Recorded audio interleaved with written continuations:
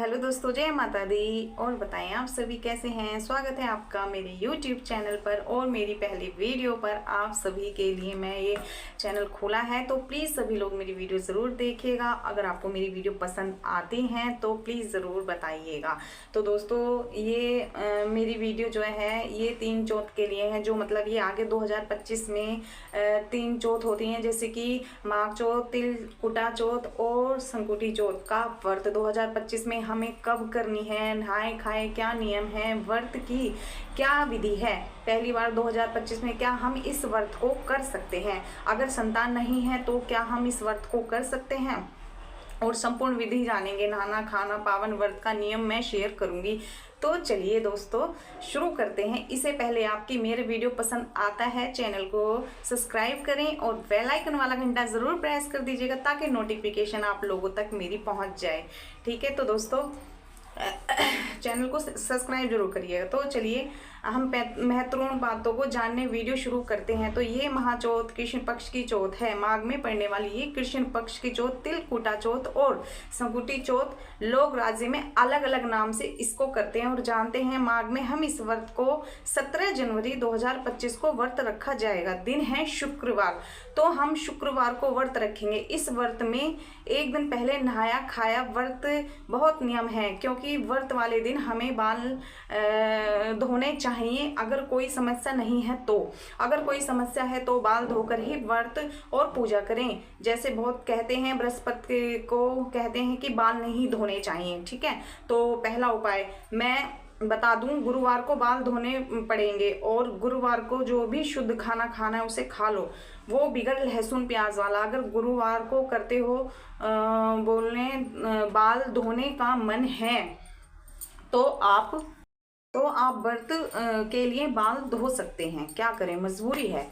दूसरा उपाय ये है कि दिल नहीं मानता है तो आप बुधवार को बाल धोकर बिगर लहसुन का प्याज खाना स्टार्ट कर दें, क्योंकि वार से बड़ा त्योहार होता है। अगर आपको बृहस्पति का, अगर आपको लगता है कि हम बृहस्पति में सिर वगैरह नहीं धो सकते, कपड़े नहीं धो सकते हैं, तो आप बुधवार को ये सब कर सकते हैं इस व्रत से पहले। कि मैं पहले बता दूं कि ये व्रत है शुक्रवार का। ठीक है, तो आप बृहस्पति को ना करके बुध में आप सिर धो सकते हो, लेकिन आपको बुधवार से ही लहसुन प्याज छोड़ने पड़ेंगे। ठीक है, शुक्रवार तक, जब तक आपका व्रत रहेगा। ठीक है, तो आप, और अगर गुरुवार को आप सिर नहीं धोना चाहती हो तो आप उसके मतलब बुधवार को आप सिर धोगे तो आप बृहस्पतिवार में अपने ऊपर सिर पे भी गंगा जल छिड़क सकते हो। ठीक है ना, जब भी छिड़क सकते हो, जब आपका मन करे बृहस्पतिवार में आप गंगा जल छिड़क सकते हो। चलिए आगे जानते हैं व्रत की संपूर्ण विधि। ठीक है, और नहाना खाए के दिन नहाना धोकर रसोई की सफाई करके हम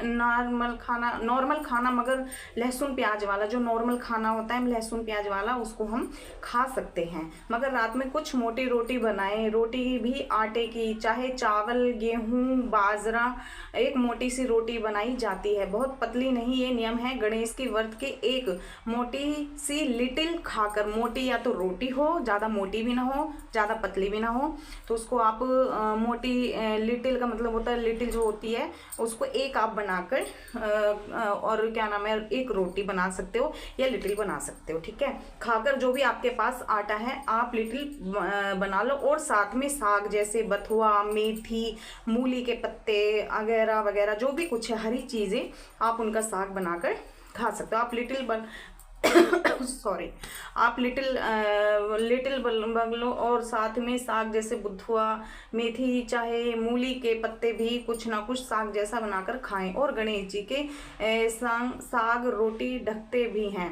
और गणेश जी के लिए साग रोटी ढकते भी हैं, ढक के रख देते हैं। तो आप चाहे कैसी भी कर सकते हो। तो आप रोटी मतलब एक गिलास में पानी और एक रोटी या लिटिल हो उसको आप लेकर आप उसको ढक के रख सकते हो। ऐसा माना जाता है कि व्रत वाले दिन गणेश जी हमारे घर में रसोई में प्रवेश जरूर करते हैं, तो हम उनके लिए खाना ज़रूर रखते हैं बनाने के बाद। ठीक है ना, तो आप ऐसे कर सकते हो। और आपके यहाँ जो घर परिवार में जो उपाय होते हैं आप एक बार उनको भी ज़रूर पूछ लें कि क्या करना चाहिए क्या नहीं करना चाहिए, क्योंकि सबके अलग अलग अपने तरीके होते हैं। मुझे जो पता है मैं आपको बता रही हूँ इस वीडियो के थ्रू। ठीक है, तो और एक बार गणेश व्रत की कथा जरूर सुने। और ये व्रत संतान के लिए किया जाता है। हाँ जी, ये व्रत संतान के लिए किया जाता है। हाँ, और ये व्रत संतान के आयु के लिए होता है और गणेश जी की चतुर्थी के लिए भी होता है। तो आप सभी से एक बार और मैं रिक्वेस्ट करती हूँ कि अपने घर परिवार से ज़रूर एक बार इस व्रत के बारे में ज़रूर पूछ लीजिएगा कि वो कैसे करते हैं, क्या करते हैं। ठीक है, और वीडियो में मैं आपको जो मैं फिर बता रही हूँ, जो हम करते हैं, मैं आपको वो सब बता रही हूँ। तो चलिए आगे बढ़ते हैं और एक अपने घर के भी नियम जाकर देख लिए। ठीक है, जाइए। व्रत कुल निरंजन और निनिहार। ये व्रत आपको बिल्कुल एकदम खाली पेट निनिहार, एकदम कुछ खाना नहीं है, पीना नहीं है, तभी किया जाता है। ठीक है, निजार और लेकिन 13-14 घंटे का रखा जाता है, ज़्यादा नहीं, 13-14 घंटे हम नॉर्मली कर सकते हैं। करवा चौथ का व्रत करते हैं तो ये भी सेम ऐसा ही होता है।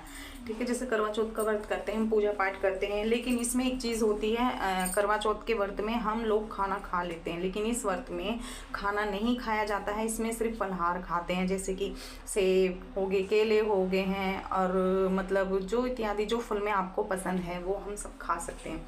चंद्रमा को अर्घ देकर, जैसे कि हम करवा चौथ में करते हैं, उसी तरह आप चंद्रमा को अर्घ देकर इस व्रत को खोल सकते हो, लेकिन खाना नहीं खाना है, सिर्फ फलाहार के साथ।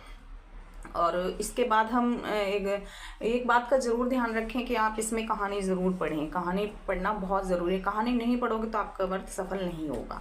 ठीक है, तो आप चंद्रमा को रख देकर व्रत फल वगैरह खा सकते हैं। ध्यान रखें, आप खाने में पी सकते हैं, पानी भी पी सकते हैं। हाँ, पानी भी पी सकते हैं। और पानी वैसे तो ठंड का टाइम है तो पानी तो कम ही पिया जाता है, लेकिन अगर आपको प्यास लगती है तो पानी भी पी सकते हैं। तो और दोस्तों, प्यास वैसे भी कम लगती है और नहा धोकर हमें व्रत करना चाहिए। 2 चीज़ें क्या हैं, घर में आप मंदिर में पूजा भी कर सकते हैं, व्रत संकल्प भी ले सकते हैं। अगर नहीं लेना है तो कोई बात नहीं। और पहले बताती हूँ, इस विधि से व्रत रखें। शाम को व्रत से पहले आप अपना जो भी कुछ है, और व्रत से एक दिन पहले आप शाम को भी दातुन कर सकते हो।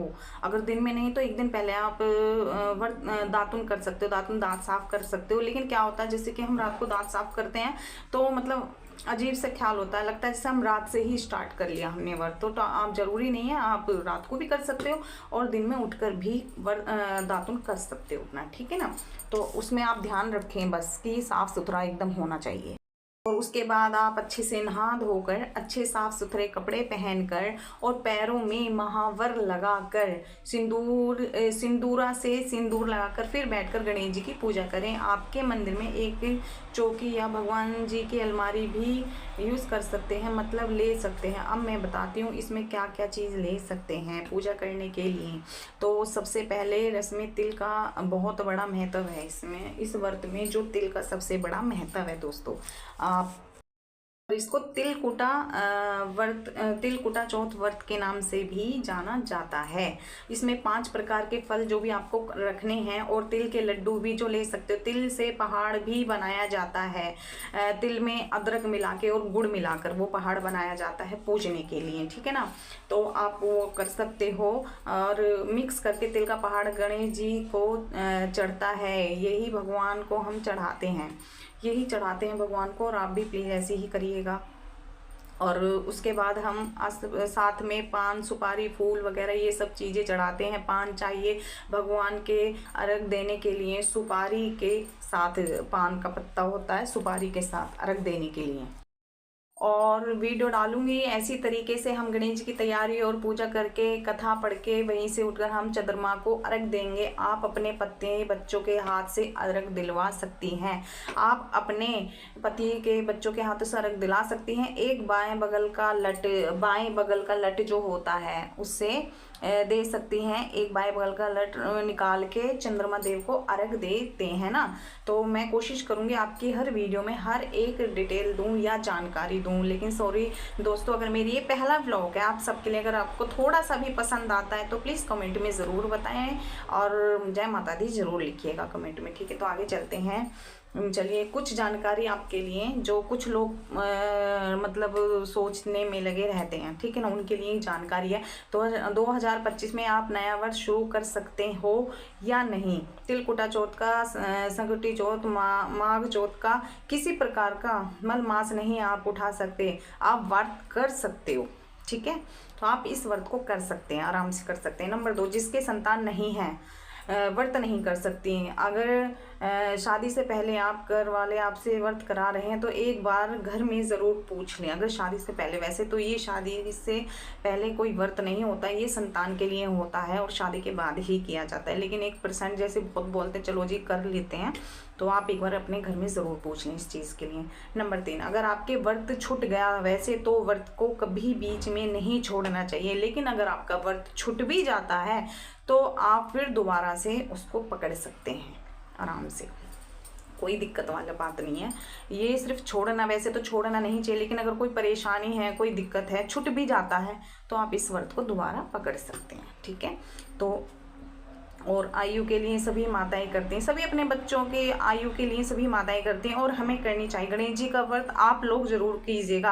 रात को जो भोजन हम ढककर रखते हैं, चाहे तो प्रसाद के रूप में अपने बच्चों को या पति या गाय को भी दे सकते हैं, ठीक है। और चंद्रमा की अर्घ देकर, और इसमें कथा सुनना बहुत ज़रूरी है। आप जब भी चंद्रमा को अर्घ दोगे तो कथा ज़रूर सुनिएगा, ठीक है, गणेश जी की। और अदरक देकर इसमें कथा सुनना बहुत ज़रूरी है। बगैर कथा सुने आपको व्रत का संपूर्ण लाभ नहीं मिलेगा। ये व्रत में कथा बहुत ज़्यादा ज़रूरी है। कथा सुनने के बाद चंद्रमा को रख देकर फिर आप व्रत अपना खोल सकते हो आराम से। मतलब अन्न नहीं खाना है, जैसे कि मैंने अभी पहले बताया, अन्न बिल्कुल भी नहीं खाना है, सिर्फ आपको फलाहार से ही अपना व्रत खोलना है। और बड़े बच्चों को बोलो आज प्रणाम करें, आपसे प्रणाम करें, आपका आशीर्वाद ज़रूर लें, क्योंकि उस टाइम पे बच्चों का आशीर्वाद बहुत ज़्यादा लगता है। तो अपने बच्चों को बोलो अर्घ देने के बाद वो आपको प्रणाम करें और आप उनको आशीर्वाद दें उनकी रक्षा के लिए। भाग दीजिए, तिलक लगा दो उसको, तिलक लगाने बाद उसके बाद आप शुत्र मतलब फलाहार में शुत्र बाग दीजिए और तिलक लगा दो। उसके बाद आप फलाहार में शकरकंदी, साबूदाना, केला, दूध या सेब, आप जो भी आपको पसंद है आप उसको खाकर अपना व्रत खोल सकते हो, ठीक है। वीडियो डालूंगी पूजा का शुभ मुहूर्त क्या है, चंद्र उदय समय क्या है, मैं आगे ये वीडियो ज़रूर डालूंगी।